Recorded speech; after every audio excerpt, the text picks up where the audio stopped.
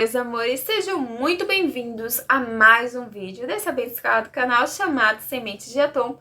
Eu me chamo Vanessa e no vídeo de hoje nós vamos voltar a falar sobre arquétipos e dinheiro. Se você tá aí precisando de uma consultoria de arquétipo, tá meio perdida, não sabe qual arquétipo utilizar, quer trazer luz para essa escuridão momentânea, o link tá aqui embaixo, é só agendar uma consultoria de arquétipos comigo através do Tarô Cigano, beleza? Se você tem dificuldades aí na área de relacionamento ou financeira, o e-book 19 atitudes que te impedem de amar também pode te ajudar a eliminar essas crenças que são bases na nossa vida.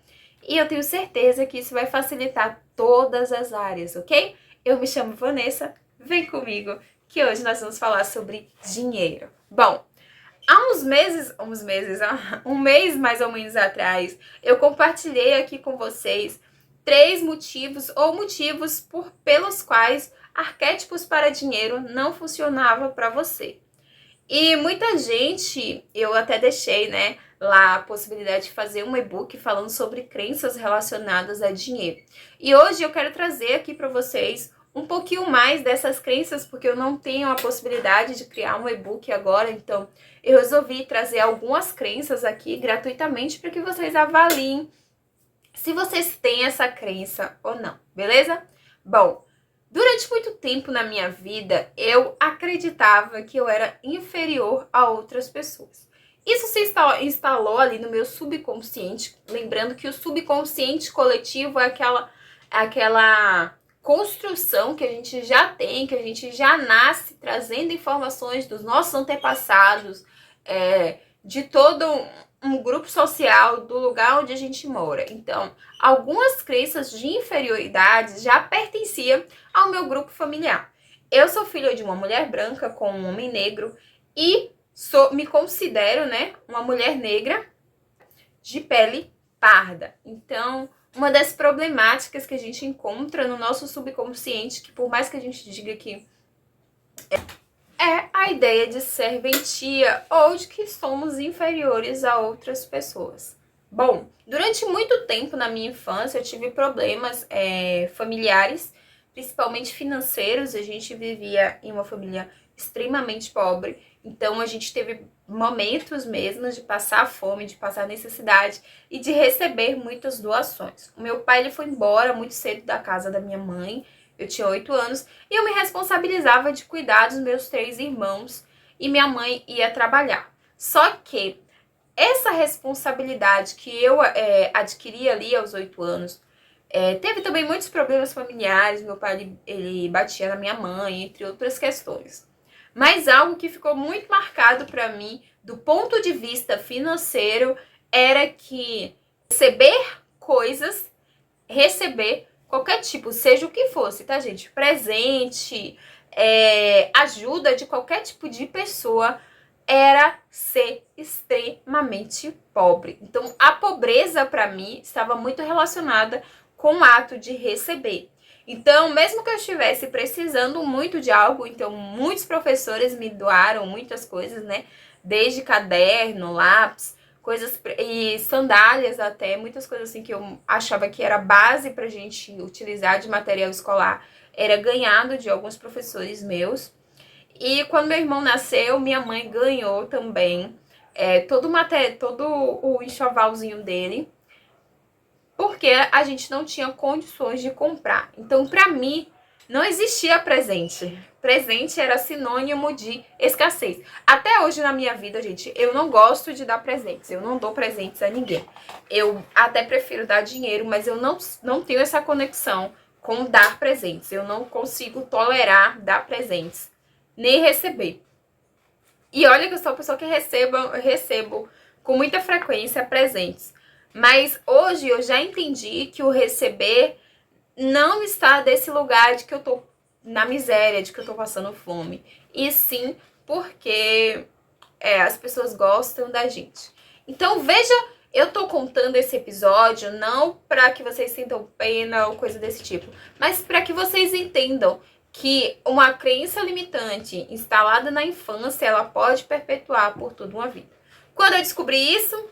Quando eu comecei a trabalhar eu comecei a trabalhar muito cedo. E aí tinha uma moça com a qual eu trabalhava, que geralmente eu trabalhava e ela me doava coisas. Então isso pra mim era insuportável. Ela nunca tinha dinheiro pra me pagar, ela sempre me pagava me doando. Ou ela comprava uma blusa, coisas novas, tá? E ela vendia Avon e aí ela me dava algumas coisas, perfumes, desodorantes, mas nunca do ponto de vista do dinheiro. Então, ali eu criei uma crença limitante a partir do meu momento de infância, da minha primeira infância, e através desse primeiro emprego, que para eu ter dinheiro, eu precisava trabalhar muito. E para eu trabalhar muito, eu precisava estar em um lugar completamente distante. Por que distante? Porque no lugar onde eu moro é um lugar praiano, é um lugar onde as pessoas vêm para se divertir, é um lugar onde geralmente a gente não tem a oportunidade de trabalho. Aí eu cresci, fui trabalhar fora, fui estudar fora, e sempre que eu encontrava um trabalho era desse lugar de muita dificuldade. Eu lembro que teve um cara que ele não me pagou, eu tive que ficar com os livros da escola, porque ele não queria me pagar. E eu tive que vender os livros. Então eu estava perpetuando a ideia de que eu não merecia ganhar dinheiro. O que eu merecia era ganhar coisas que eu poderia sim trocar por dinheiro que eu estava precisando. E daí foi durante muito tempo eu fiquei nessa de que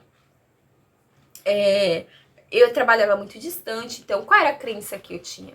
Eu acreditava que eu não era merecedora de receber dinheiro, porque dinheiro não era uma coisa que existia na minha casa na infância.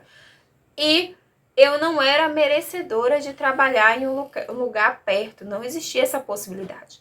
Para eu ganhar dinheiro, eu tinha que estar em um lugar muito longe. E disso foram se perpetuando possibilidades que confirmassem isso, né? A distância do lugar onde eu moro.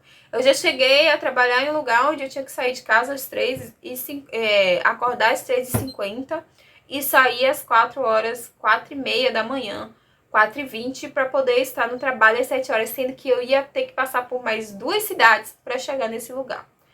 Eu já trabalhei em um lugar onde eu tinha que sair de casa de manhã para poder estar no trabalho 1h da tarde. Então isso ocupava bastante tempo para poder chegar nesse lugar. E não era porque não tinha oportunidade na cidade onde eu estava morando.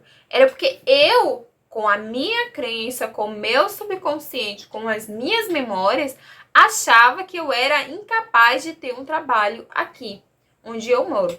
Fiquei fazendo vários exercícios, reconhecendo, né, essa ideia de que eu podia sim trabalhar de uma forma mais leve, mais plena e perto de casa. Outra coisa que vocês podem notar, toda pessoa que acredita que para ganhar dinheiro ela tem que trabalhar muito, ela tem que trabalhar duro, ela tem que desenvolver um trabalho muito, muito diferenciado, essa pessoa, ela nunca tem dinheiro. E ela nunca tá descansando, porque ela acredita que para ela ter o dinheiro, ela precisa se desgastar muito. Observa aí na sua vida se você trabalha em um ambiente que você acha que é fácil receber dinheiro desse lugar, ou você acha que você precisa trabalhar muito, dobrado, fazer hora extra para conseguir ter o mínimo. O mínimo. Hoje, eu trabalho apenas 20 horas semanais e para mim já é o suficiente. Os outros professores, eles trabalham 60 horas, trabalham de manhã, de tarde e à noite. Para mim não, porque eu complemento a minha renda utilizando outros meios, né? Eu não acredito mais que eu preciso trabalhar em um lugar distante. Apesar que eu estou trabalhando em um lugar um pouco distante do lugar onde eu moro, mas são só 20 minutinhos e eu tô lá. Mas não desse ponto de vista de que eu tenho que trabalhar bastante para conseguir dinheiro, de que eu tenho que trabalhar dobrado, tenho que trabalhar 30 horas semanais, 40 horas semanais. O trabalhador médio, ele trabalha 8 horas por dia, o que dá 40 horas semanais, e ele perde cerca de 50% do tempo dele de ficar em casa com a família no transporte. E para mim, durante muito tempo, isso foi normal. Mas chegou um momento que eu entendi que não era esse o tipo de vida que eu queria viver. E a partir do momento que eu decidi que esse não era o tipo de vida que eu queria viver, gente, eu passei tanto tempo fazendo Ho'oponopono, da Beth Russo para dinheiro abençoado, para trabalho abençoado. E as oportunidades de fato apareciam. De fato apareciam oportunidades. Só que eu não me sentia capaz de estar naquele lugar. Então, observa se vocês não têm esse sentimento de incapacidade, de inferioridade, de que todo mundo é mais capacitado que você.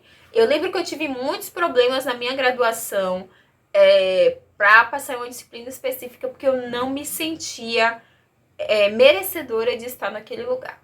No dia que eu encontrei uma professora e ela me chamou para conversar, e ela me disse, nossa, esse espaço aqui é seu. Eu fui a primeira pessoa da minha família a entrar no ensino superior. Então, eu não tinha nenhum tipo de informação sobre o que era a universidade. Eu entrei na universidade pública, eu fui aprovada em mais de 2 universidades públicas. E para mim aquilo era muito novo, apesar de ter capacidade, porque se eu passei no vestibular, eu fiz Enem, eu fiz vestibular tradicional e eu passei, é porque eu tinha capacidade de estar naquele espaço. Mas a minha síndrome de inferioridade fazia com que eu me diminuísse em relação aos meus colegas. E aí eu ficava naquela coisa de que, nossa, esse espaço não é pra mim, eu me sentia mal, e aconteciam coisas pra eu não ir no lugar. No dia que eu reconheci que o espaço era assim pra mim, nossa, o dinheiro começou a fluir, as oportunidades, os professores começaram a me indicar para trabalhos na área que eu gostava, que eu sempre gostei de falar de etnomatemática. Então, apareciam várias oportunidades. E chegou um momento que eu podia negar as oportunidades, quer dizer, eu podia escolher, entende? Teve, gente, um momento que eu não queria mais trabalhar com a área de educação, e aí começaram a chover oportunidades de trabalhar como matemático mesmo, dentro de empresas. Claro que eu não fui, porque o valor era um pouco abaixo do que eu recebia e a distância era um pouco maior. Mas apareceram. Vocês percebem que é só você mudar a mentalidade. O que você está escolhendo nesse momento? Que se você deixar de escolher, tudo flui. Muitas vezes a gente está nesse lugar de que você precisa trabalhar muito, você precisa, e você nunca tem o dinheiro. Porque na real você tem o vício em estar ocupado o tempo inteiro para não olhar para as suas crenças, para o seu subconsciente. Tem gente que trabalha 40 horas e está sempre endividado. Tem gente que ganha 30 mil reais e consegue gastar os 30 mil no mês porque está endividado. O problema é o dinheiro? Não, o problema é a mente da pessoa. Então, se você acredita que para ter dinheiro você precisa trabalhar feito um condenado, 40 horas semanais, que você tem isso, que você tem aquilo, que nunca sobra dinheiro, você precisa rever esses conceitos. Porque no momento que você passar a acreditar em algo diferente, eu tenho certeza que tudo muda. Absoluta. Eu sou a prova viva disso. Minha esposa é a prova viva disso. Então, muitas vezes a gente está acreditando em contos de carochinha que foi passado do nosso pai, do nosso avô, da nossa avó. Quanto tempo na minha vida eu ouvi que ensino superior não era pra gente. Minha mãe é empregada doméstica. E, de repente, eu entrei, eu escolhi fazer matemática. Eu não escolhi outro curso porque eu não quis. Eu passei em ciências contábeis, eu passei em estatística, mas eu não quis. Eu queria fazer matemática.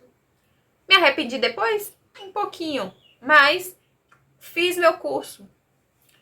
Durante toda a pandemia, estava todo mundo... Gente, é incrível isso. Todo mundo desesperado porque precisava de um emprego.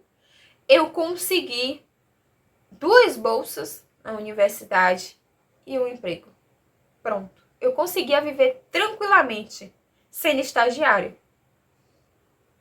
Então, não são as oportunidades que não existem. É você que está observando as coisas do seu ponto de vista, com a sua mente limitada. Quando você modificar a sua forma de pensar, e gente, não é modificar a forma de pensar, eu não vou pensar mais isso, agora eu vou pensar aquilo. Desse lugar de que tudo tem que ser fácil, de que tudo vai ser maravilhoso, não. Porque para você iniciar, colocar uma nova crença no seu subconsciente, você vai precisar repetir algumas vezes. E aí, vocês vão precisar fazer ou de uma forma escrita, ou através de reprogramação mental, ou através do Ho'oponopono, tá? Então, se você tem algum desses problemas aí, dá uma olhada, observa melhor, pensa no que é melhor para você. A gente tem a técnica também da barra de Access, que é muito bom para limpeza de crenças. E eu garanto que se você focar 1 mês, 2 meses, você consegue resultados. Só que você tem que ter foco no seu objetivo. Qual é o seu objetivo? Crescimento profissional, crescimento do seu autoconhecimento, se sentir mais feliz, se sentir mais próspera. Busca e segue o seu objetivo principal.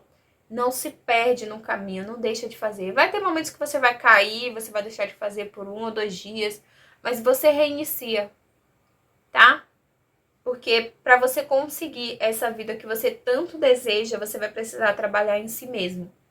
Então, eu postei aqui essa semana um vídeo falando sobre o arquétipo da baleia, que é um vídeo muito interessante para quem está tentando limpar crenças limitantes. Eu acho que vai ser muito benéfico para você conseguir observar essas crenças e enxergar sua vida por um novo ângulo. Beijo grande e até o próximo.